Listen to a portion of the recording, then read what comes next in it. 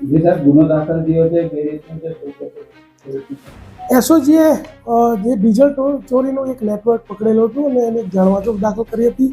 એ જાણવાજોગમાં જે તે વખતે 71 બેરલ એટલે કે ટોટલ 14,200 લીટર 10,67,000નો મુદ્દામાલ જપ્ત કરેલો. ત્યારબાદ એ જાણવાજોગની તપાસ કરતા બીજા 51 બેરલ કે જેની કિંમત થાય છે 7,80,000 રૂપિયા, તેમજ 3 હોડીઓ કે જેની કિંમત 9 લાખ થાય છે, એમ ટોટલ અત્યાર સુધીમાં 27,47,550નો જે મુદ્દામાલ છે એ જપ્ત કરવામાં આવ્યો છે.